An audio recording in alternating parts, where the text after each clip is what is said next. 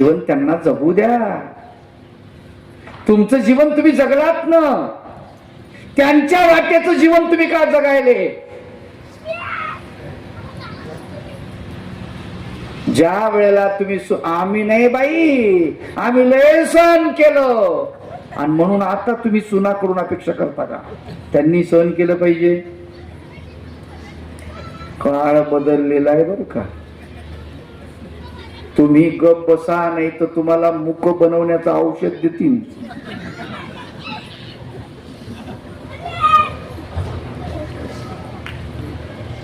धार्मिक बाबतीत असो की कर्मराटीमध्ये असो, सत्ता आपल्याकडेच पाहिजे असं ज्याला ज्याला कळतं, समस्त बुद्धी आहे, ह्या बुद्धिवाद्यांनी, ह्या धार्मिकांनी समाजाला वेठीस धरण्याचं काम. प्रवृत्ती तीच आहे. आपण सुनेला वेठीस धरतो, धर्मगुरु समाजाला वेठीस धरतात. प्रवृत्ती तीच आहे, लक्षात घ्या. बदल काहीच नाही.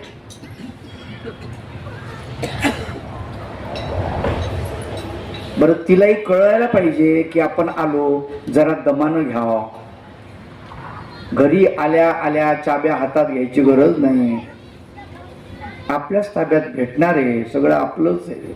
पण तिला वाटते एवढा उशीर हे काही बरोबर नाही, हा अत्याचार आहे स्त्री जातीवर, नाही असं वाटतं की नाही?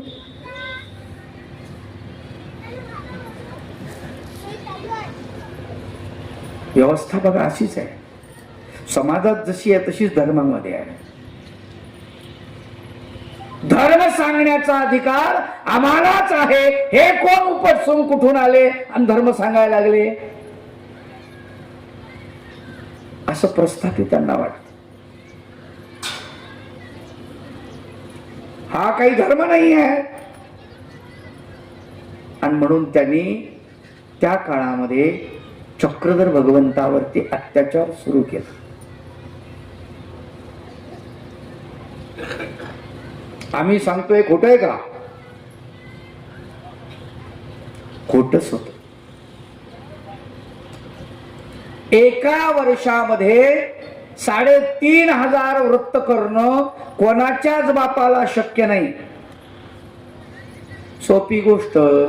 ब्राह्मण सांगतो सत्यनारायण करा, तुम्ही त्यांचं ऐकता, ऐकू नका असं मला म्हणायचं नाही. ऐका, तुम्हाला बरं वाटतं ऐका, आम्ही काय सांगावं.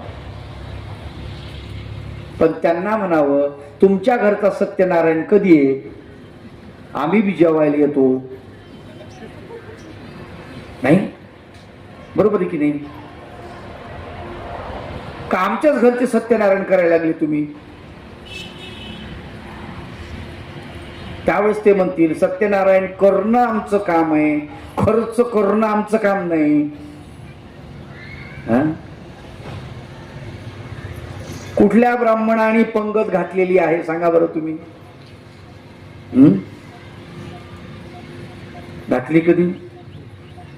नाही. सांगण्याचंच काम केलेलं.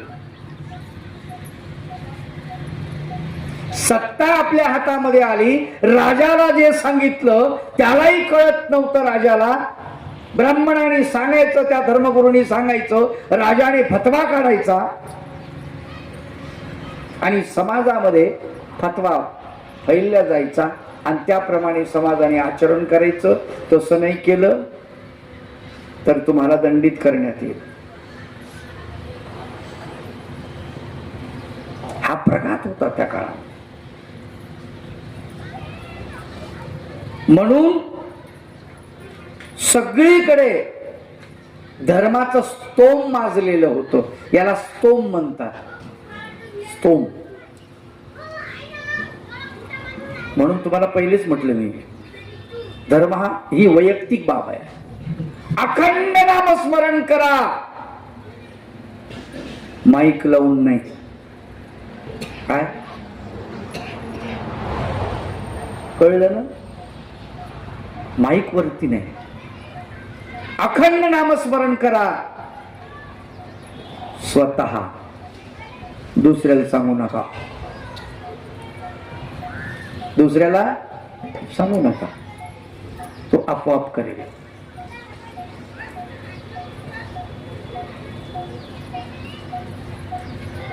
देवधर्म करा असं सांगा लोकांना, पण स्वखुशीनं करा म्हणावं, जबरदस्ती नाही.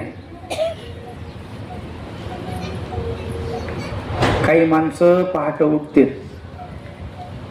मोठे करामती आहेत, काही पहाटे जरूर उठतात. उठल्या उठल्या अख्ख्या घराला उठून देते.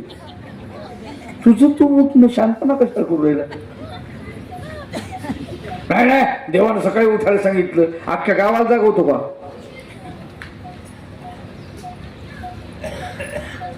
आहेत ना बरेच आहेत.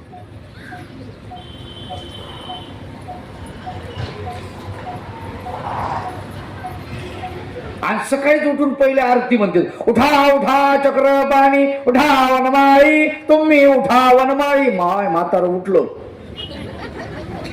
पोरी बाळी परेशान.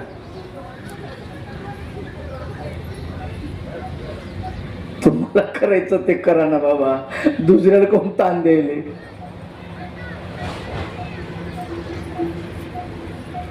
तुम्ही नामस्मरण जर सुरू केलं तर तुमच्या नामस्मरणाच्या जोरावरती, बळावरती, ताकदीवरती शेजारचा माणूस झोपू शकत नाही. प्रयोग करून बघा ना संतो, प्रयोग करून बघा.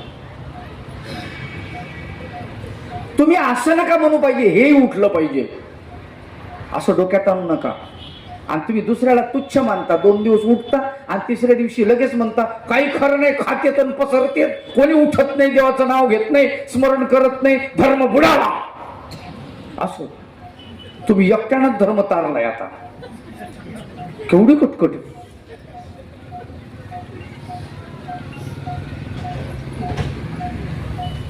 असं नाही ना ते.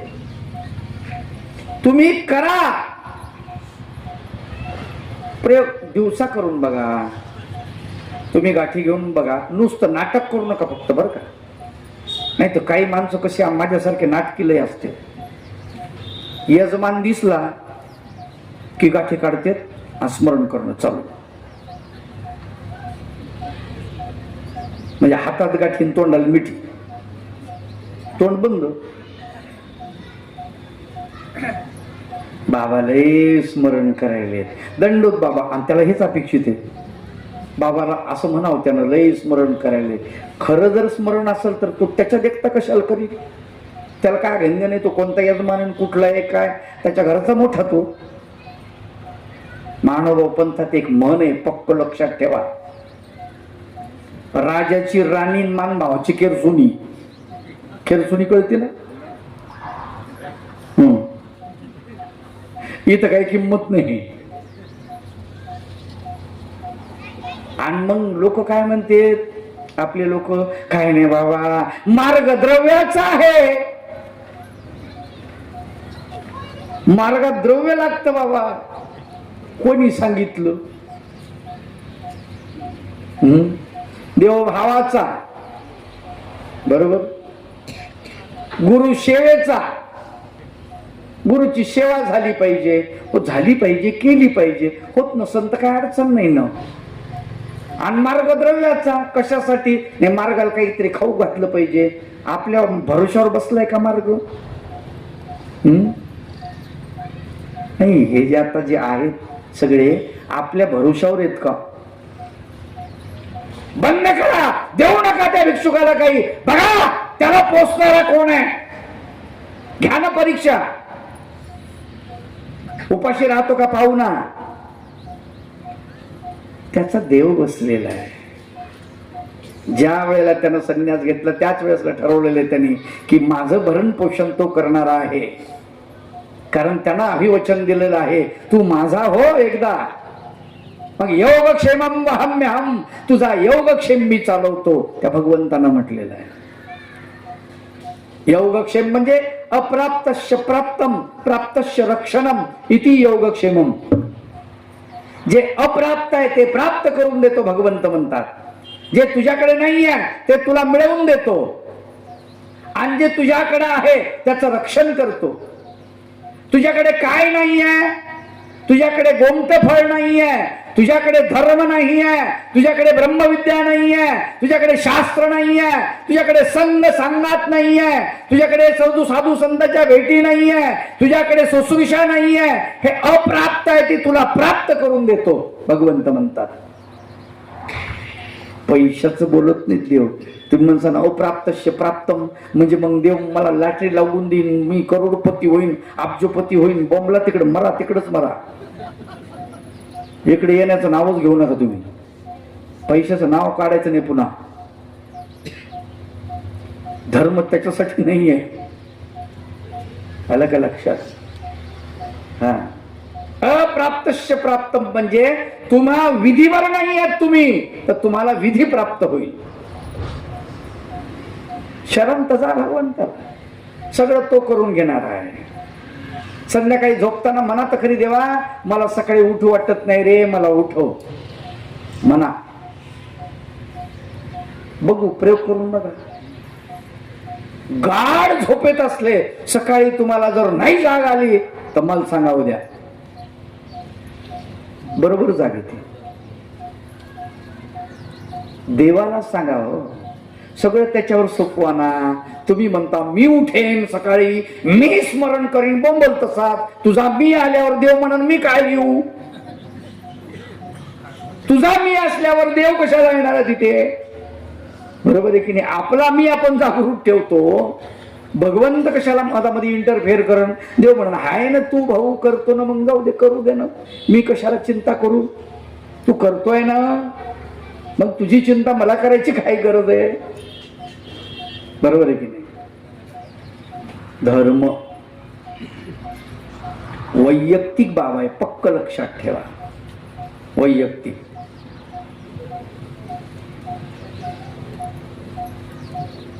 अजाण राहिली जनता, म्हणून चुकले धर्मपंथा. ममता नाही म्हणून समता, नव्हती ते काळी.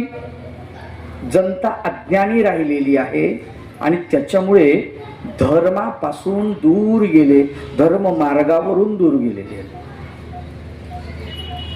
कशालाही धर्म म्हणायला लागले लोक, आणि लोकांनी जे सांगितलं तेच लोक करू लागले. कुणी काहीतरी सांगावं आणि ते करावं, असा काळ होता त्या काळातला. आणि ममता अंतःकरणामध्ये राहिली नाही, क्रूर झालते लोक. आजही लोक क्रूर आहेत.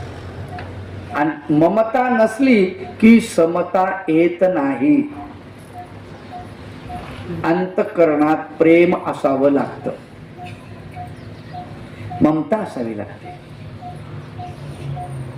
ममता असली तरच समता येण्याची शक्यता आहे.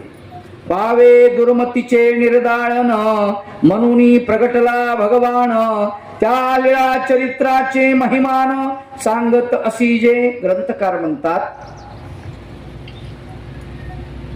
की दुर्मतीचे निर्दाळन झालं पाहिजे. वाईट मती आहे समाजामध्ये, जी वाईट मती, माणसं वाईट नाही, माणसाची मती वाईट आहे, आणि त्या मतीचं निर्दाळन झालं पाहिजे. माणूस वाईट नाही. आलं का लक्षात तुमच्या? माझी सासू लय वाईट बाई, सासू वाईट नाही. माझी सून लय वाईट, सून बी वाईट नाही. वाईट काय आहे? मती. त्या दुर्मतीचे निर्दाळन करायला पाहिजे.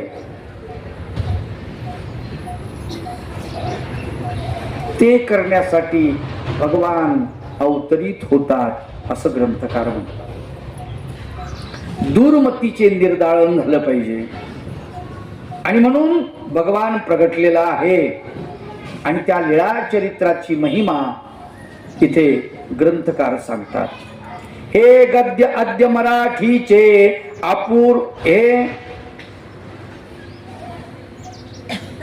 हे गद्य आद्य मराठीचे अपूर्व रूप ग्रंथाचे अमोल मोल लीळांचे महंत राष्ट्रीय हे आद्य गद्य मराठीचे.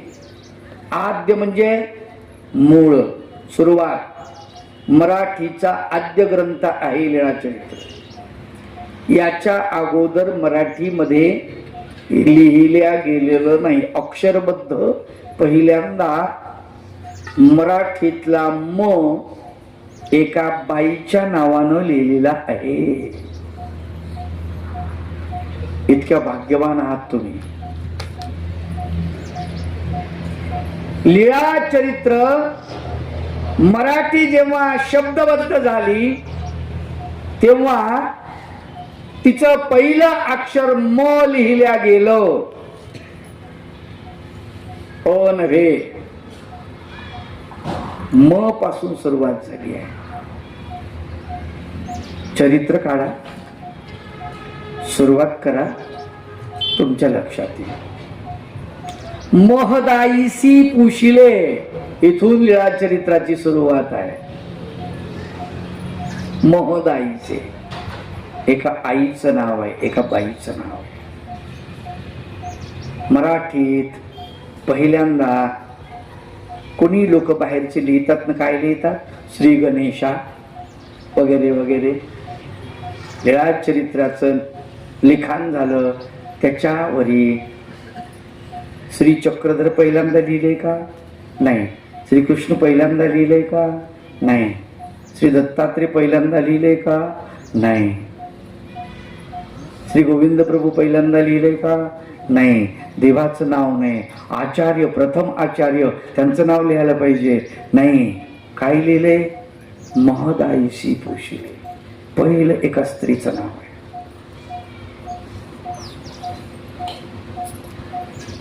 किती भाग्यवान आहोत आपण, विचार करा. मराठीचं पहिलं अक्षर म आणि पहिलं नाव आहे ते स्त्रीचं नाव आहे.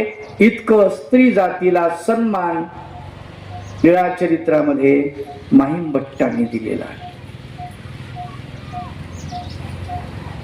म्हणून तो आद्य गद्य ग्रंथ मराठीचा. मराठीचा तो आद्य आहे म्हणजे सुरुवात आहे. गद्य म्हणजे मोकळं निरूपण. असा आद्य आणि गद्य ग्रंथ अपूर्व रूप ग्रंथाचे. आणि लीळा चरित्र हे अपूर्व अशा प्रकारचं रूप आहे त्या ग्रंथाचं. अमोल मोल लीळांचे, त्या लीळांचे मोल जे आहे ना, मूल्य हे अमूल्य आहे. त्याची आपण तुलना करू शकत नाही, मोजमाप करू शकत नाही, मोजपट्टी नाही, परिमाण ज्याला म्हणतो की नाही, परिमाण लावू शकत नाही. जसं उदाहरणार्थ एखाद्या दुकानात तुम्ही गेले आणि तुम्ही इथे आनंद शब्द ऐकला. परमेश्वर जीवाला आनंद देतात. मग तुम्ही गेले दुकानामध्ये, किराणा दुकानात, दादा 5 किलो आनंद द्या. ते म्हणे काय? आनंद किलो मध्ये मिळतो का? नाही. मग तुम्ही म्हणसाल लिटर मध्ये द्या. किलोत नाही भेटत तर लिटर मध्ये द्या. लिटर मध्ये भेटतो का? नाही. मग तुम्ही म्हणसाल मीटर मध्ये द्या. नाही. त्या आपल्या मोजपट्ट्या आहेत. आपल्या जगातल्या वस्तुमान मोजण्याच्या मोजपट्ट्या आहेत. कापड मीटर मध्ये, जमीन किलोमीटर मध्ये, पाऊंड मध्ये, नाही का? पाणी, दूध लिटर मध्ये, वाहन सामान जे आहे बाकीचं ते किलो मध्ये. परिमाण आहे, परिमाण. परमेश्वराला मोजण्यासाठी कुठलीच पट्टी लागत नाही. कोण्याच मोजपट्टीनं त्याला मोजता येत नाही, म्हणून त्याला अप्रमेय असं म्हटलेलं आहे. काय म्हटलंय? अप्रमेय. परमेश्वराला अप्रमेय, प्रमाणबद्ध नाही तो. कुठल्याही प्रमाणानं परिमाणानं त्याला प्रकाशित करता येत नाही, त्याला मोजता येत नाही. संत ज्ञानेश्वरांनीही ज्ञानेश्वरीमध्ये त्याला अप्रमेय म्हटलेलं आहे. तरी आता अप्रमेया, हे अप्रमेया परमेश्वरा, तरी आता अप्रमेया मजा शरणांगता येया, मी शरणांगत तुला झालेलो आहे. क्षमा करोजी करावेजी यया अपराधासी, मी तुमचा अपराधी आहे, मला क्षमा करावी. अप्रमेय शब्द तिथं आलेला आहे. परिमाण नाही परमेश्वराला मोजण्याचं. तसं ते इथं सांगतात की याचं मोल जे आहे, मूल्य जे आहे लीळांचं, ते मूल्य देता येत नाही, किमतीमध्ये घेता येत नाही. तुम्हाला ज्ञान सांगितलं व बाबाची पूजा करू, काय म्हणतात? पूजा करू. काही लोक काय म्हणतात? बाबा तुम्हाला पोथील बोलवायचं, किती रुपये द्यावं लागतील? केवढं चुकीचं बोलतो आपण. तुम्हाला पोथीला बोलवायचंय, पोथी ऐकायचे, आणि त्याचे तुम्हाला किती रुपये द्यावं लागतील? आता मला सांगा की मी जर तुम्हाला लेळात एक जर लेळा सांगितली तर एका लेळीची किंमत अब्जावधी रुपये आहे. रुपयाच्या बद्दल म्हणलं तर देऊ शकता का तुम्ही? नाही. मग त्याचं मोजमाप लावायचं कसं? म्हणून त्याला पूजा म्हटलेलं आहे. पूजा हे सन्मान आहे, काहीतरी देतोय बा आपण, हा त्याचा अर्थ आहे. किंमत नाही, लेळांची किंमत नाही करू शकत, मूल्य नाही करू शकत आपण त्याचं, ते अमूल्य आहे. मोल अमोल लेळांचे, लेळांचे मोल हे अमोल आहे असं सांगतात ग्रंथराज. महंत राष्ट्रीय, महंत म्हणजे मोठं राष्ट्र. महाराष्ट्राला सर्वात पहिल्यांदा महाराष्ट्र चक्रधर भगवंतांनी नाव दिलेलं आहे.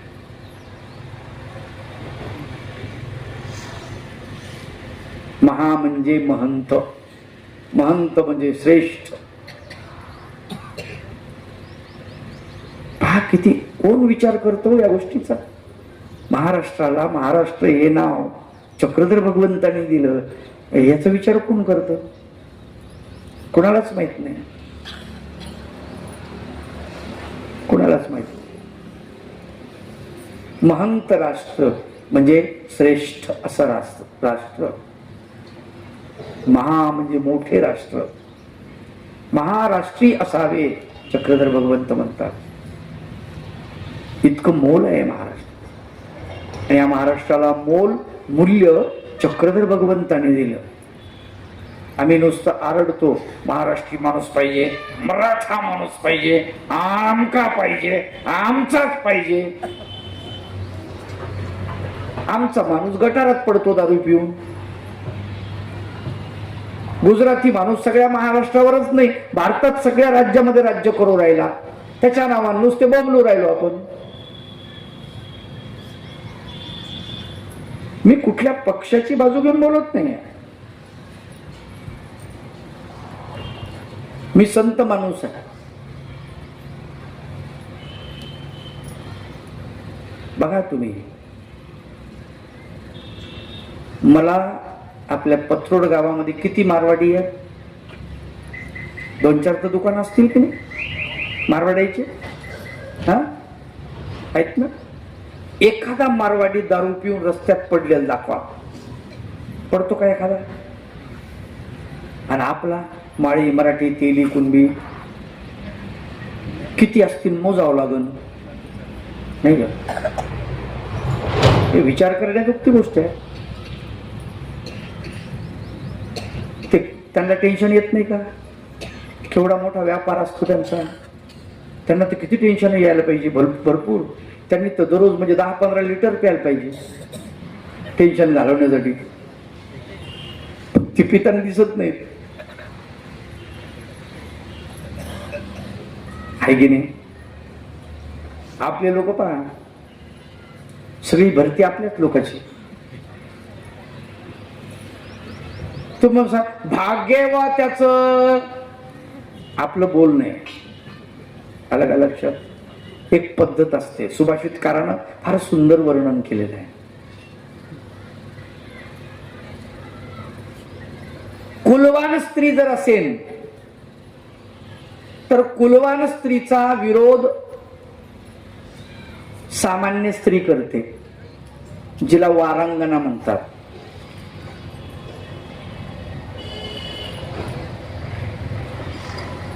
सज्जन माणसाचा द्वेष दुर्जन माणूस करतो. घेणं नसतं, देणं नसतं.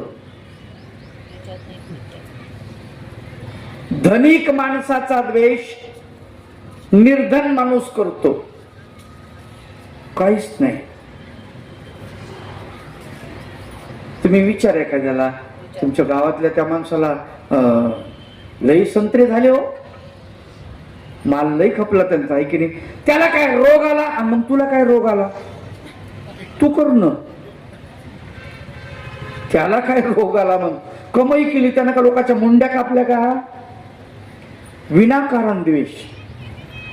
असं द्वेषानं जळू जळू आपण मरायला आलो.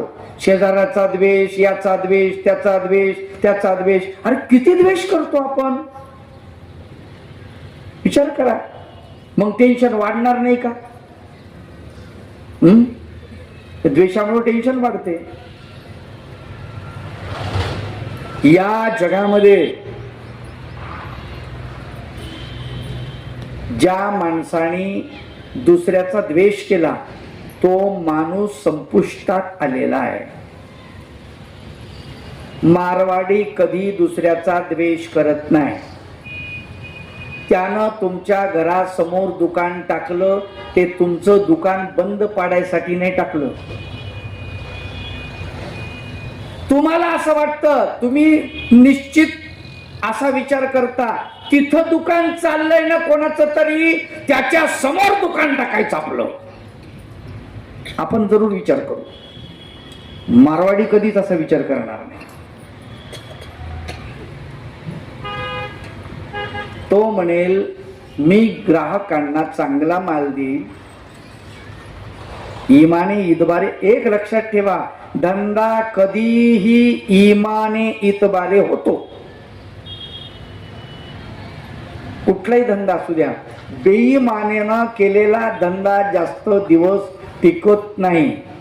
देवालाही ते पटत नाही, त्याचा गाशा गुंडाळावा लागतो त्याला.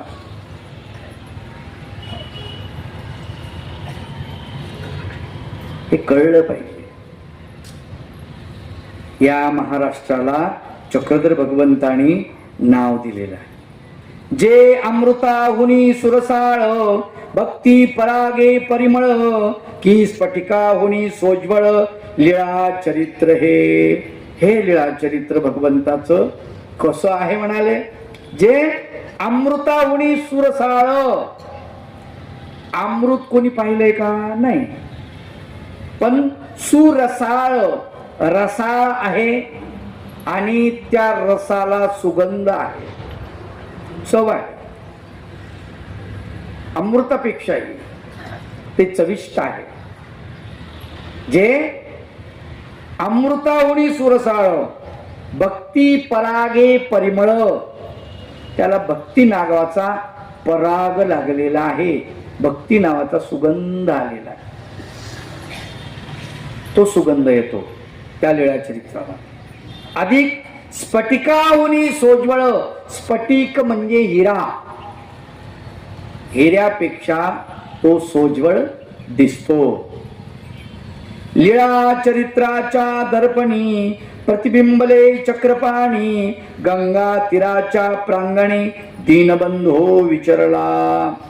लीळा चरित्राच्या दर्पणी, दर्पणी म्हणजे आरशा. लीळा चरित्र नावाचा जो आरसा आहे या आरशामध्ये दर्पणी प्रतिबिंबले चक्रपाणी, त्याच्या चक्रपाणी भगवंत